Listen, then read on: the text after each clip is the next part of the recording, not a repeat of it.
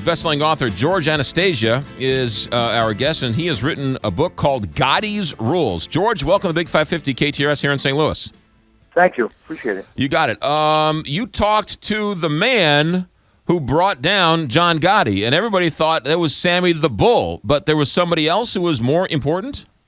Well, this book is built around a lot of interviews with John Alite. John Alite tried to bring down John Gotti Jr., so Senior was already gone by the time Alite took the witness stand. Alite was involved with Senior and was involved with Junior, but he testified against John Gotti Jr. Okay, let's go back a second. John Gotti, the Dapper Dan, they tried to get him 2 or 3 times, right? Ultimately, they did, and he died in prison in Springfield, Missouri, right? Right. He beat 3 or 4 cases, came to be known as the Teflon Don, but he was ultimately convicted in 92 and died in prison in, I think, 2002, yeah. And Rudy Giuliani was spearheaded that, right?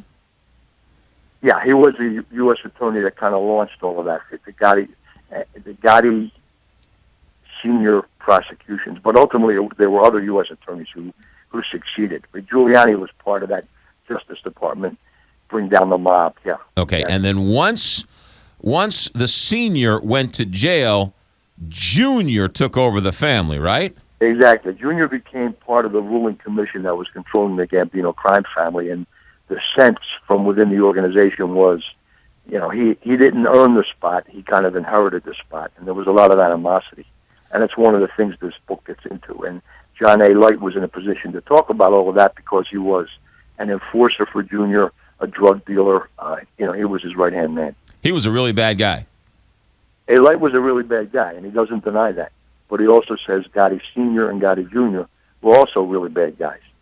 And he's trying to face up to what he did and move forward. So this is the story told to you by John Alite. Correct. That's right. John Alite was an Albanian-American. He's not Italian. He could never be a made guy. But he was a major player in the Gambino organization and the right-hand man of John Gotti Jr. Yeah. How did you get close enough to him to have him trust you to tell the story? He called me up. He had done his time in prison. He did about 10 years. He was released in 2012 about. And he called me on the phone and he said, listen, I know who you are. I've read some of your stuff. I'd like to talk to you about maybe you writing my story. He's always wanted to set the record entirely straight and put the whole story out there. And so we met at a diner. We had coffee. We talked. We kind of hit it off. I put a proposal together. We got a deal. And we've probably talked about 300 hours, 400 hours over the past year. And the result? That coupled with a lot of documents and stuff formed the basis of the book. And that is the book that I'm holding in my hands right now called Gotti Rules. Now, how much is he able to tell? Has he paid his dues? Therefore, everything he says in this book is the feds have already known, or they're not going to come after him anymore, or is he still possibly on the hook for something? No, he's given it all up. I mean, that's funny. I think he had to plead guilty to 4 murders and a half dozen attempted murders. But at one of his hearings, he said, look, there are so many other crimes I committed. I can't even tell you all of them.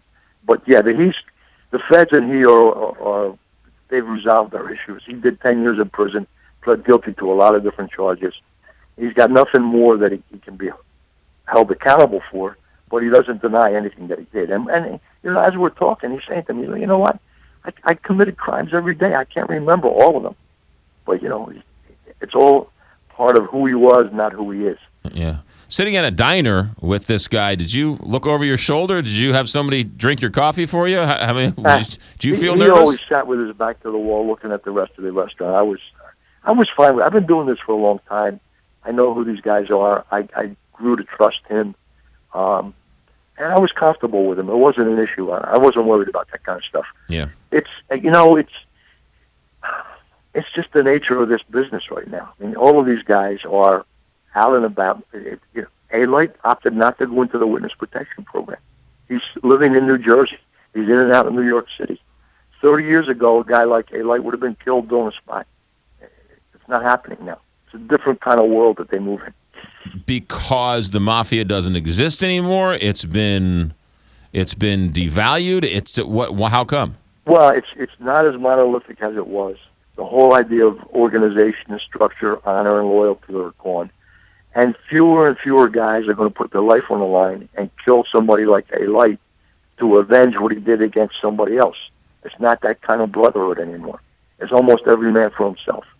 And the other thing with Alite is they know that he's a genuine tough guy, and if they go at him, he's going to come back at them. So that is, in a way, that's kind of an insurance policy for him. Yeah. Well, all right, let's talk about John Gotti Jr. Once he took over, that was sort of the beginning of the end because he wasn't his father. He didn't have the credibility. He didn't rule with the iron fist. What happened? Yeah, I mean, I think what you had was somebody who inherited the title, didn't earn it, wasn't really street smart, and wasn't respected by the rest of the organization. So, for all of those reasons, the family became factionalized. And at one point, Alite says he was approached by another faction of the Gambino crime family, and they wanted to kill Gotti Jr. The hit never went down, but they were plotting to take him out. So, it was the internecine power struggle after that. Once Gotti Sr. went away, and then once he died in prison, there was, he was gone, and there was nothing left. And then it was a scramble. And I think Gotti Jr. got caught in the switches of that. Now, Gotti Jr., is he out? Right? He's not in jail. Yeah. Gotti Jr. served 77 months after pleading guilty in 1998. And then 4 other cases were brought against him. All 4 ended with hung juries. And after the fourth case in 2009, the case in which Alite testified, the prosecutors opted not to try Gotti Jr. again. So he's pled guilty to racketeering at one point, and 4 other cases ended with a no decision. But in the game of the justice system, a no decision, a hung jury is a win for the defense in a lot of ways. And I think that's the way Junior looks at this. Right. He's back out living on Long Island in a mini mansion and living the good life. The book is called Gotti Rules. George Anastasia is our guest, New York Times best-selling author. What is John Gotti Jr. doing as a job? He can't. I mean, what can he do? What is he doing? That's a very good question. I mean, as best I could determine, he says he's living off his real estate investments. It kind of begs the question: where did you get the money to invest in that real estate? But that's what he's doing, and he's doing it apparently very well. He's got a very nice house, and he claims he quit the mob in 1998, 1990. Alite contends that Gotti Jr. was put on the shelf in 2005. One of the interesting things in this book is John Gotti Jr. in 2005 sat down with federal prosecutors and FBI agents and tried to strike a deal, offering up information. And this book includes a 5-page memo detailing exactly what it was that John Gotti Jr. was ready to give up. So Alite sees this as somewhat disingenuous. Gotti Jr. keeps calling Alite a rat when Gotti Jr. was attempting to do the same thing. The fact that the deal never was materialized is secondary. He tried to make a deal with him. Yeah. The book is called Gotti Rules, the story of John Alite, Junior Gotti, and the demise of the American Mafia. George Anastasia, our guest. George, you write in the book that if you want a romanticized version of the Mafia, read The Godfather. If you want a no-holds-bars, unvarnished truth of how devious, deceptive, unhonorable they really are, read your book. I think that's a fair assessment. I mean, the Godfather is a wonderful book, well written. The movies were great, but they're fiction. That's not the reality of what that life was like. And it's not. There's not honor in the code. And was there ever? That's an interesting question. I think if there ever was, it would have been 2 or 3 generations ago. What it is now is it's about money. You can make an argument that maybe Carlo Gambino in New York, Angelo Bruno in Philadelphia, they believed in that whole code of the Mafia. But the people that came in after them, the 2nd and 3rd generation, the Mafia was really about making money. And when these guys got jammed up, they made a business decision. How do I cut my losses? They became government witnesses. They went into the program. Omerta, the code of silence, was shattered. All of that's contributed to the demise of this organization. Where is the Mafia now? Are there still, no-show jobs and kickbacks? And Sure. I mean, that still exists. And gambling and loan sharking are the economic wheels around which it all spins. But it's not the major player that it was. And part of it is what we talked about, law enforcement, more sophisticated law enforcement. And part of it is simply this, and I say this as an Italian-American. The best and the brightest in the Italian-American community today are doctors, lawyers, educators, and the mob is scraping the bottom of the gene pool. They're not sophisticated anymore. They're smart. Italian-Americans don't need to be gangsters. Whereas you can make an argument that in the 1920s, some of these guys didn't have opportunities, and they became gangsters. How much of it? World. Yeah, how much of it is that there's gambling everywhere? So that sort of took a lot of the money and the power away from them. Sports betting is only legal in Vegas. So, and even if they legalize it in Atlantic City and everywhere else, that's not going to stop the mob, because with sports betting, in terms of a mob bookmaker, you can bet on credit. You get hammered in the 1 o'clock games, you get on the phone and you can bet the 4 o'clock games. And then you're hammered again and you'll bet the Monday night game.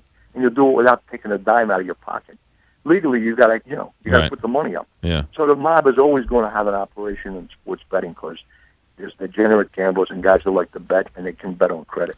So, I don't think that is the reason for the demise. I think the reason for the demise is law enforcement's much more sophisticated, and the mob guys aren't as sophisticated, aren't as smart, aren't as intelligent. Yeah, the famous Monday night makeup game, absolutely. Yeah. Gotti's rules. Get even or get even worse. Gotti's rules. The story of John Alite, Jr. Gotti, and the demise of the American Mafia. It is a must-read. George, Anastasia, any talk of a movie for this book? Still kind of early, but there's been some feelers. But the movie business is even crazier than the book business, so who knows? Yeah, I think it would make a great movie, though. Absolutely. George, good luck, and thanks for stopping by. No, thank you very much. You got it. George Anastasia, our guest, New York Times best-selling author, great crime writer. The book is Gotti's Rules, the story of John Alite, Jr. Gotti, and the demise of the American Mafia. John Beale Jr.